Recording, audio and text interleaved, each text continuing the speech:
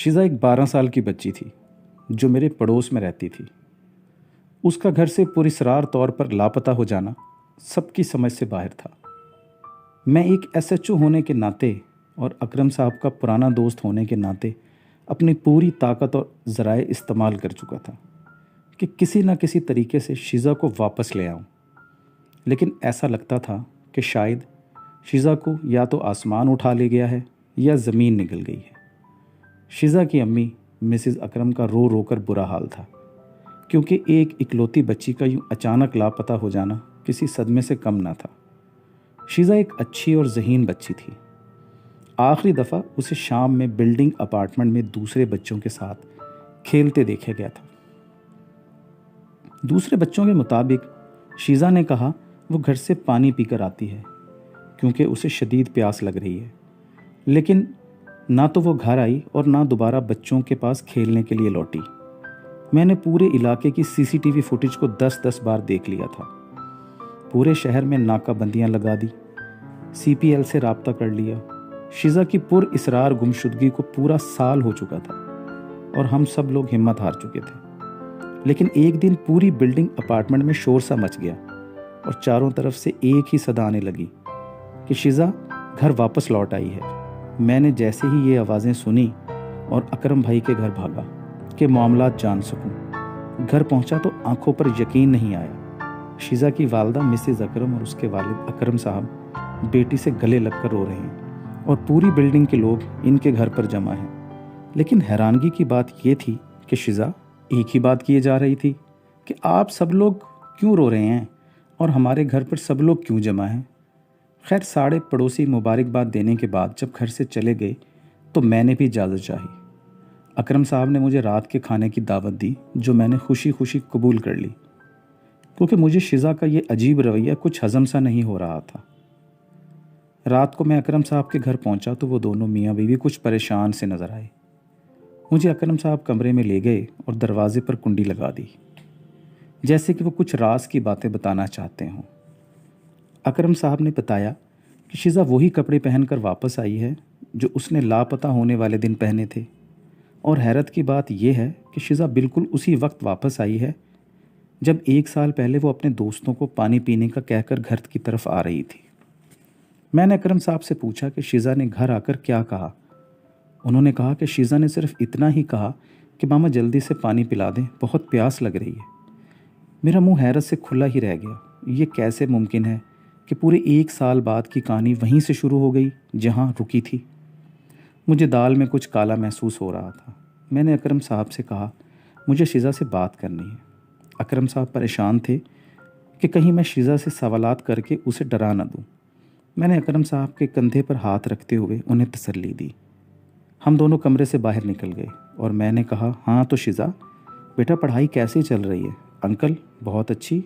पता है आज स्कूल में मैंने रेस में फर्स्ट पोजीशन ली है और सबको हरा दिया।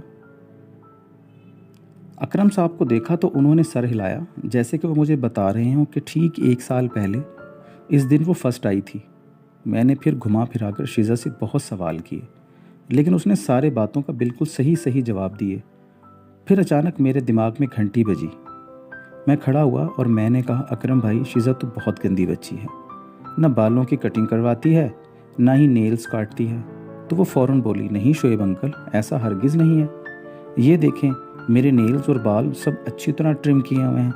मामा ने लास्ट फ्राइडे ही मेरे नेल्स ट्रिम किए थे। हम सब हैरान थे कि ये कैसे मुमकिन है कि 1 साल बाद भी शिज़ा के बाल उसी अंदाज में बने हुए हैं और नाखून भी बिल्कुल साफ़ हैं।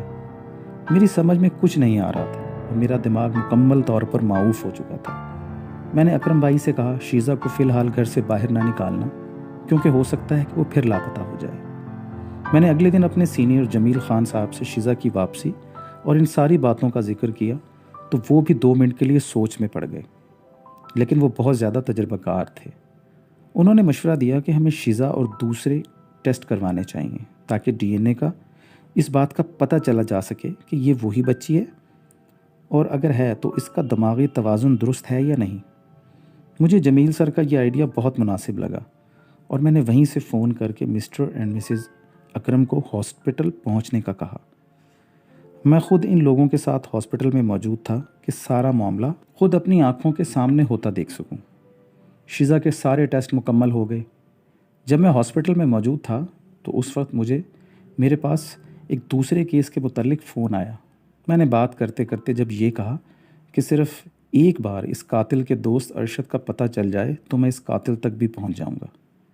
جیسے ہی میں نے یہ جملہ مکمل کیا، شیزا نے جوس پیتے پیتے کہا، انکل اس میں کیا پریشانی کی بات ہے؟ ارشد فلیٹ نمبر 134 اور اسٹریٹ نمبر 234 ہے۔ مسٹر اکرم مسز اکرم اس بات پر مسکرا دیے اور میں نے کہا، شیزا بیٹا آپ کو تو میرے ساتھ پولیس میں ہونا چاہیے۔ میں نے ہاسپٹل میں تو شیزا کی بات کو مذاق میں ٹال دیا، لیکن پولیس اسٹیشن پہنچ کر میں نے سوچا کیوں نہ صرف دل کی تسلی کے لیے اس جگہ پر چھاپا مارا جائے۔ میں نے اپنے ساتھ ٹیم لی اور شیزا کے بتائے ہوئے ایڈریس پر روانہ ہوا۔ ہم نے کافی دیر تک دروازہ بجایا لیکن کسی نے نہ کھولا۔ بالآخر میں نے لات مار کر وہ دروازہ توڑ دیا۔ جیسے ہی دروازہ توڑا، سامنے سے جنید نے ہم پر فائرنگ شروع کر دی، لیکن ہماری تعداد زیادہ تھی، اس لیے کچھ ہی منٹوں میں ہم نے جنید کو زخمی حالت میں گرفتار کر لیا۔ ہمارے بھی ایک ساتھی کو معمولی سا زخم آیا تھا۔